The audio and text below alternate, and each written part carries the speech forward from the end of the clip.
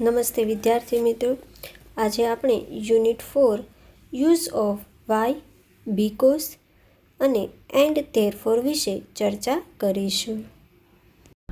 ત્યાર પછી આપણે use of why as a question word and because as a conjunction.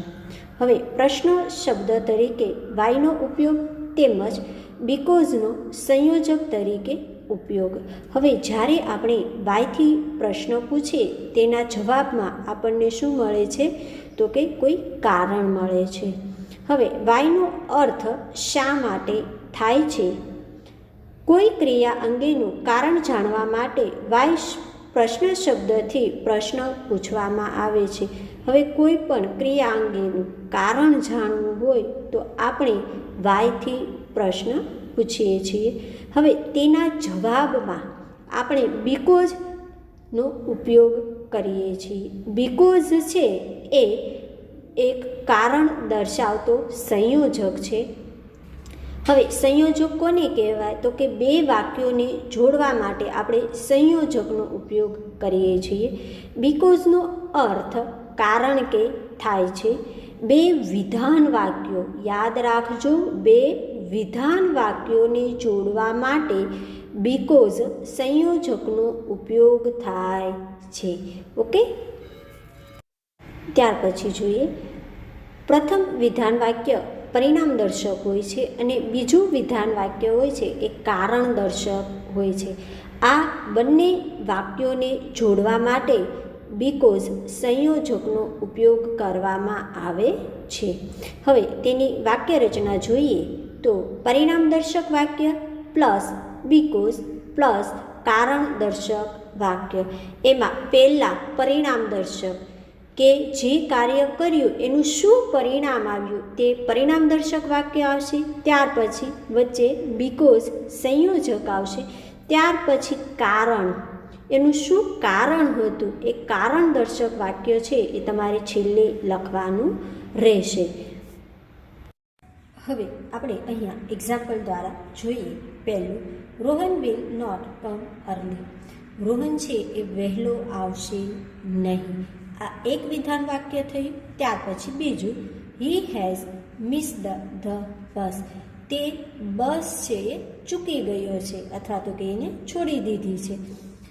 તો શું આવશે? તો કે આ બે વિધાન વાક્યો આપેલા છે. હવે એમાં તમારે ખાસ જોવાનું કે કયું વાક્ય છે એ પરિણામ દર્શક છે અને કયું વાક્ય છે એ કારણ દર્શક છે. હવે જો પરિણામ શું મળે છે? તો કે Rohan will not come early. એનું પરિણામ છે કે રોહન છે એ વહેલો નહીં આવે. તો આ વાક્ય શું આવે? પરિણામ દર્શક વાક્ય આવશે. ઓકે, ત્યાર પછી અહીંયા એનું પરિણામ શું હતું? તો કે વહેલો નહીં આવે. કયા કારણથી? જો એનું કારણ શું હતું કે વહેલો નહીં આવે? તો હી હેઝ મિસ્ડ ધ બસ. તે બસ ચૂકી ગયો છે એટલા માટે. તો આ શું આવશે? કારણ દર્શક વાક્ય. તમારે તો ખાસ પહેલાં જોવાનું કે બે વાક્યો વાંચવાના, સમજી અને પછી જોવાનું કે કયું વાક્ય પરિણામ દર્શક છે અને કયું વાક્ય કારણ દર્શક છે. બીકોઝથી જ્યારે આપણે વાક્ય રચના કરીએ ત્યારે તેની વાક્ય રચના શું આવશે? તો કે પરિણામ દર્શક વાક્ય આવશે. ત્યાર પછી બીકોઝ આવશે. ત્યાર પછી શું આવશે? તો કે કારણ દર્શક વાક્ય. ઓકે, આ સ્ટ્રક્ચર છે એ તમારે ખાસ યાદ રાખવાનું રહેશે. જો સ્ટ્રક્ચર યાદ હશે તો તમે વાક્ય આગળ પાછળ આપેલા હશે તો તમે સારી રીતે બીકોઝથી વાક્ય બનાવીને લખી શકશો. હવે અહીંયા આપણને બીકોઝથી કયું છે? તો કે પહેલું વાક્ય પરિણામ દર્શક. તો આપણને અહીંયા પહેલાં આપી જ દીધું છે તો લખી દેવાનું Rohan will not come early. થયું? પછી બીકોઝ, તો પછી શું આવશે? તો કે he has missed the bus. હવે રોહન છે એ વહેલો આવશે નહીં, કારણ કે શું કામ કે તે બસ ચૂક્યો છે એટલા માટે. ઓકે, સોરી એ લખાઈ ગયું. ત્યાર પછી બીજું, કલા ઇઝ એબસન્ટ. કલા છે એ ગેરહાજર છે. She is not well. તેની તબિયત સારી નથી. હવે જો પહેલું વાક્ય કયું છે, શું પરિણામ છે એ જોઈએ. તો કે કલા એબસન્ટ છે. હવે એનું કારણ શા માટે એબસન્ટ છે, એ શા માટે એબસન્ટ છે, તો કે અહીંયા આપણને જવાબ મળે છે કે તેની તબિયત સારી નથી. તો અહીંયા આ કયું વાક્ય આવશે, તો કે કારણ દર્શક વાક્ય. જો ખાસ યાદ રાખજો કે પરિણામ દર્શક જ વાક્ય આગળ હોય એવું જરૂરી નથી. ક્યારેક તમને કારણ દર્શક એ વાક્ય આગળ આપેલું હશે અને પાછળ તમને પરિણામ દર્શક વાક્ય આપ્યું હશે. ઓકે, તો જે બીકોઝથી બનાવો ત્યારે પહેલાં પરિણામ દર્શક વાક્ય લખજો, ત્યાર પછી બીકોઝ લખજો કંજક્શન, અને ત્યાર પછી કારણ દર્શક વાક્ય લખવાનું રહેશે. હવે આપણે બનાવીએ કલા ઇઝ એબસન્ટ બીકોઝ. હવે જો બીકોઝ પછી જે સર્વનામ લખો ને એ સ્મોલ લેટર આવશે. એનો પહેલો મૂળાક્ષર she is not well. Okay, કે કલા છે એ ગેરહાજર છે કારણ કે તેણીની તબિયત સારી નથી. ઓકે, એ રીતે વાક્ય બનશે. હવે આપણે એક્ટિવિટી 1 જોઈશું. હવે જોઈએ, join the following sentence using because. હવે બીકોઝનો ઉપયોગ કરી અને વાક્યોને છે એ જોડવાના છે. ઓકે, હવે પહેલું, વી કાન્ટ ફ્લાય. આપણે ઉડી શકતા નથી. વી હેવ નો વિંગ્સ, એટલે કે આપણી પાસે પાંખો નથી.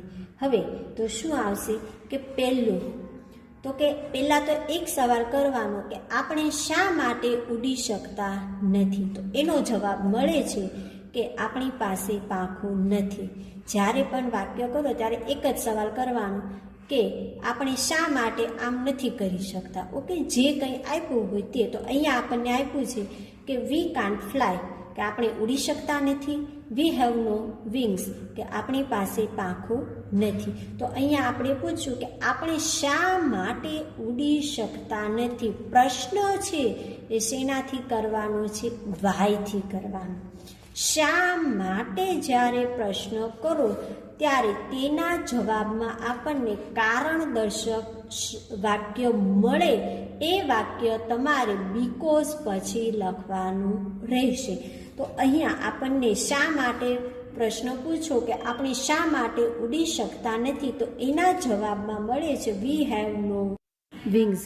તો આ વાક્ય કયું થયું, તો કે કારણ દર્શક. તો આ વાક્ય કયું મળ્યું, તો કે પરિણામ દર્શક. ઓકે, તો જવાબ લખવાનો વી કાન્ટ ફ્લાય. હવે સંયોજક તરીકે તમારે બીકોઝ લખવાનું છે. બીકોઝનો બી છે એ સ્મોલ લેટરમાં કરવાનો છે, BECAUS, બીકોઝ. હવે આ ડબલ્યુ છે, વી છે, તો એનો ડબલ્યુ છે small letter. We have no wings. બીજું, he can't hear, he is deaf. તે સાંભળી શકતો નથી, તે બહેરો છે. હવે અહીંયા તો કે પહેલું વાક્ય છે એ કયું આવશે, તો કે પરિણામ દર્શક. પરિણામ શું છે કે તે છે એ બહેરો છે. શું કામ બહેરો છે, તો કે તે છે એ સાંભળી શકતો નથી એટલા માટે એ શું છે, એ બહેરો છે. તો આ વાક્ય છે એ કારણ દર્શક આવશે અને આ વાક્ય છે એ પરિણામ દર્શક આવશે. ઓકે, તો લખવાનું he is deaf because he can't hear. Okay, 6 વચ્ચેના એ મેં છોડી દીધા છે. ત્યાર પછી અહીંયા 6 જોઈએ. He didn't wait, he has in a hurry, sorry he was in a hurry, કે તેણે રાહ જોઈ નહીં. શું કામ? કે તે ઉતાવળમાં હતો. હવે અહીંયા તેને શા માટે રાહ ન જોઈ? કારણ કે તે ઉતાવળમાં હતો. તો લખવાનું he didn't wait because he was in hurry. Okay, આ રીતે તમારે એક્ટિવિટી 1 છે એ પૂરી કરવાની છે. Activity 2, use the because in place of and therefore and rewrite the sentence. હવે અહીંયા તમને એન્ડ ધેરફોર આપેલું છે, તેની બદલે તમારે બીકોઝનો ઉપયોગ કરી અને વાક્ય છે એ બનાવવાનું છે. I have no specs and therefore, sorry અહીંયા થોડુંક સ્પેલિંગ મિસ્ટેક થઈ છે, and therefore I can't read. હવે જો મારી પાસે ચશ્મા નથી તેટલા માટે હું વાંચી શકતો નથી. હવે બીકોઝ અને ધેરફોર એ બંનેમાં શું ડિફરન્ટ છે તે આપણે જોઈ લઈએ. કે બીકોઝ છે, જ્યારે બીકોઝથી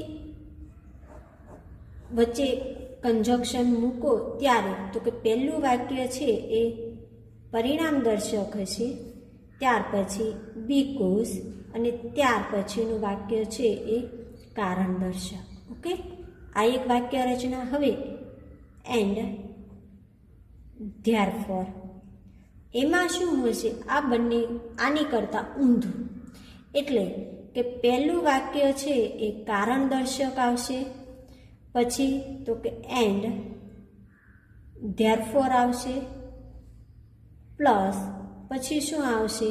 તો કે પરિણામ દર્શક વાક્ય આવશે. ઓકે, બીકોઝમાં પહેલાં પરિણામ દર્શક આવશે, પછી કારણ દર્શક આવશે. એન્ડ ધેરફોરમાં તો ઊંધું, શું આવશે? પહેલાં કારણ દર્શક આવશે, પછી એન્ડ ધેરફોર અને પછી પરિણામ દર્શક વાક્ય આવશે. હવે જો તમને આ રીતે વાક્યો આપેલા હોય અને તમને કીધું હોય કે એન્ડ ધેરફોરની બદલે તમારે બીકોઝનો ઉપયોગ કરી અને વાક્ય છે એ ફરીથી બનાવવાના છે, તો તમને ઇઝી છે કે બીકોઝમાં પહેલાં પરિણામ દર્શક, પછી કારણ દર્શક, અને એન્ડ ધેરફોરમાં તો કે પહેલાં કારણ દર્શક અને પછી પરિણામ દર્શક. હવે અહીંયા એન્ડ ધેરફોરથી બનાવેલું છે એટલા માટે વાક્ય છે એ પહેલું કારણ દર્શક છે અને પછી પરિણામ છે. હવે જ્યારે બીકોઝથી બનાવો ત્યારે શું થઈ જશે કે પહેલાં વાક્ય પરિણામ દર્શક આવશે, આઈ કાન્ટ રીડ બીકોઝ. આ વાક્ય છે એ કયું છે? તો કે પરિણામ દર્શક છે એ તમારે પહેલાં લખવાનું થશે અને કારણ દર્શક પછી. શું કામ? તો કે અહીંયા આઈ લખવું ને, સર્વનામનો આઈ છે એ તમારે કેપિટલ લેટરમાં લખવાનો રહેશે, સર્વનામનો આઈ.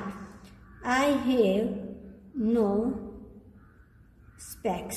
ઓકે, હવે અહીંયા એન્ડ ધેરફોર, એન્ડ ધેરફોર છે એટલે આ પાછળનું વાક્ય છે કયું છે? તો કે પરિણામ દર્શક વાક્ય છે એ પહેલાં લખવાનું અને કારણ દર્શક વાક્ય પછી લખવાનું. ક્યાં? તો કે બીકોઝથી જ્યારે બનાવો ત્યારે. હવે અહીંયા we have no wings and therefore we can't fly. કે શું કહે છે? આપણી પાસે પાંખો નથી. એન્ડ ધેરફોરનો અર્થ થાય તેટલા માટે આપણે ઉડી શકતા નથી. હવે અહીંયા તો કે વી can't fly because we have no wings. Okay, આ રીતે બનાવવાનું રહેશે. ત્યાર પછી 4, the bamboo is very strong and therefore it is used to build the bridges. હવે બેમ્બુ એટલે કે વાંસ છે એ ખૂબ જ મજબૂત છે, તેટલા માટે એન્ડ ધેરફોર એનો અર્થ થાય છે તેટલા માટે કે તેનો ઉપયોગ છે એ પુલો બનાવવા માટે થાય છે. હવે જો અહીંયા આ રીતે તમને વાક્ય આપ્યું છે. હવે અહીંયા તમારે આ વાક્ય છે, કયું વાક્ય છે તો કે પરિણામદર્શક વાક્ય છે એ પહેલાં લખવાનું છે. તો કઈ રીતે તો કે અહીંયા તમને ઈટ આપી દીધું છે, ઈટ સર્વનામ આપ્યું છે. ઈટ સર્વનામ આપ્યું છે તો કયા આધારે તો કે અહીંયા વાત કોની કરી છે? ધ બેમ્બુની, એટલે કે વાંસની વાત કરી છે. જ્યારે તમે આવી રીતે હોય, અહીંયા નામ આગળ આપી દીધું હોય અને પછીના વાક્યમાં તેનું સર્વનામ આપ્યું હોય, આગળનું સર્વનામ એટલે કે અહીંયા બેમ્બુ વિશે વાત કરેલી છે, એનું સર્વનામ અહીંયા આપણને ઈટ આપેલું છે. તો જ્યારે વાક્ય બનાવો ત્યારે અહીંયા સર્વનામ લખવાનું નહીં. અહીંયા તો કે જેના વિશે વાત કરી છે એ નામ તમારે પહેલાં લખવાનું, ધ બેમ્બુ ઇઝ. હવે અહીંયા ઈટની બદલે શું લખી દીધું? The bamboo is. પછી વાક્ય લખી દેવાનું, used to build the bridges. હવે પછી શું લખશો? બીકોઝ. વાક્ય શેનાથી બનાવવાનું છે? બીકોઝથી બનાવવાનું છે. હવે જ્યારે બીકોઝથી વાક્ય બનાવો ત્યારે તમારે ધ બેમ્બુ અહીંયા આપેલું છે એ ધ બેમ્બુ લખવાનું નહીં, એની બદલે તમારે શું લખી દેવાનું? ઈટ લખી દેવાનું. કારણ કે એક વખત અહીંયા ધ બેમ્બુ વિશે વાત થઈ ગઈ છે અને એની જ વાત આપણને અહીંયા બીજા વાક્યમાં કરેલી છે, એટલા માટે ઈટ સર્વનામ લખવાનું. પછી લખી દેવાનું, it is very strong. Okay, આ રીતે તમારે બનાવવાનું રહેશે. ખાસ યાદ રાખજો, આવી રીતે ચોથા વાક્ય જેવા વાક્યો પણ બીજા તમને આપેલા છે. ઓકે, ત્યાર પછી આપણે યુઝ ઓફ ધેરફોર તેના વિશે જોઈશું.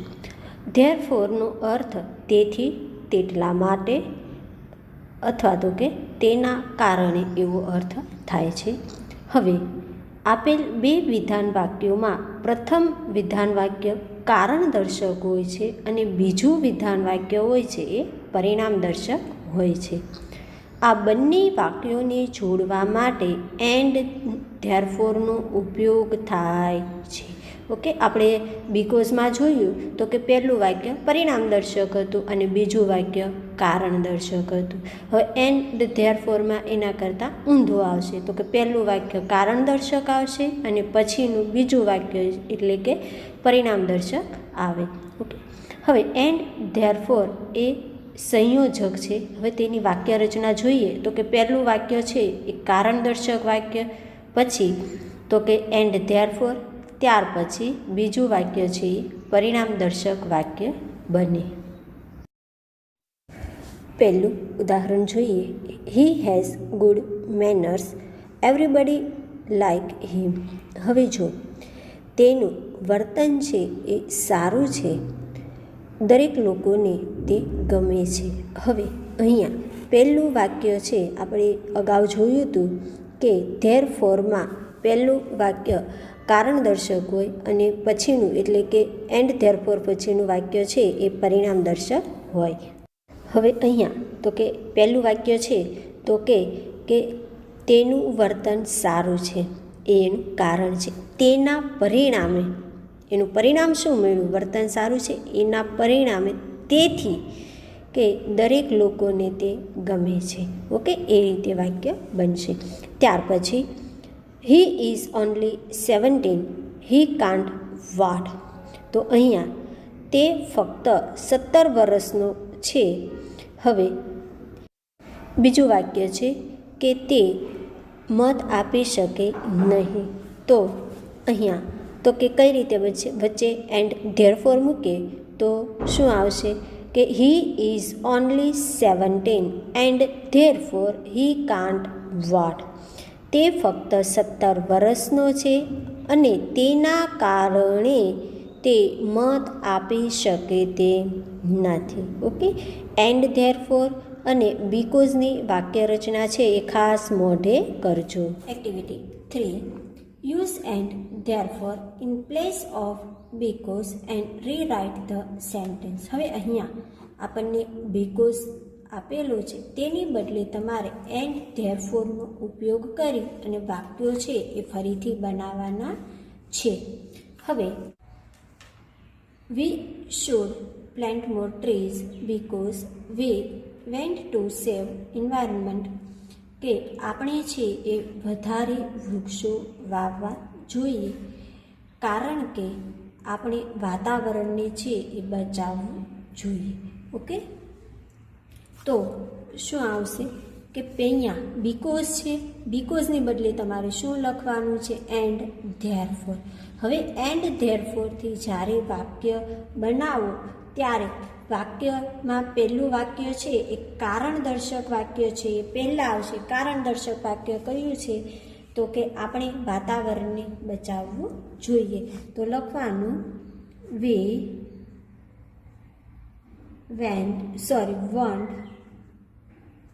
we want to save environment environment and therefore we should plant more trees. Okay, ત્યાર પછી 10th કરાવું છું. 10મું વાક્ય. People love Sachin Tendulkar because he is a world class batsman. હવે લોકો છે એ લોકોને સચિન તેંડુલકર ગમે છે. શું કામ? શા માટે ગમે છે? તો કે એ વર્લ્ડનો સારામાં સારો બેટ્સમેન છે. હવે બીકોઝથી વાક્ય બનાવો ત્યારે પાછળનું વાક્ય કારણદર્શક વાક્ય છે એ પહેલાં આવશે. તો એમાં તમને શું આપેલું છે? હી. તો કે વર્લ્ડ ક્લાસ બેટ્સમેન કોણ છે? તો સચિન તેંડુલકર છે. તો અહીંયા સર્વનામની બદલે શું લખી દેશો? સચિન તેંડુલકર. પછી is a world class batsman and therefore. હવે PEOPLE પીપલ લવ. હવે અહીંયા શું લખશો? અહીંયા તો નામ તમે આગળ લખી નાખ્યું છે, તો અહીંયા લખશો હિમ. હવે અહીંયા સચિન તેંડુલકર, તો એનું શું થઈ જશે? સર્વનામ હી થશે અને એની કર્મ વિભક્તિ શું આવશે? હિમ આવશે અહીંયા. ઓકે, ત્યાર પછી 13 લતીફ. અહીંયા ટી છે. હા, Latif couldn't play football yesterday because he had pain in the ankle. હવે એ લતીફ છે એ ગઈકાલે ફૂટબોલ રમી શક્યો નહીં. શા માટે ન રમી શક્યો? કારણ કે પગની ઘૂંટણમાં તેની દુખાવો હતો. હવે અહીંયા બીકોઝ છે. હવે જ્યારે એન્ડ ધેરફોરથી વાક્ય બનાવો ત્યારે અહીંયા કારણદર્શક વાક્ય છે એ પહેલાં આવશે. હવે જો અહીંયા હી આપેલું છે, વાત કોની કરી છે? લતીફની કરી છે.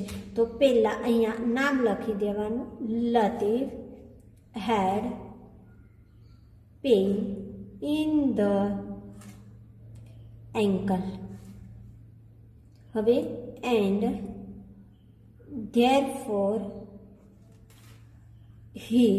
લતીફની બદલે અહીંયા સર્વનામ હી લખી દે, કારણ કે એક વખત અહીંયા લતીફ લખાઈ ગયું છે, પાછળ એની જ વાત કરવામાં આવી છે, એટલા માટે અહીંયા હી સર્વનામ. He couldn't play football yesterday.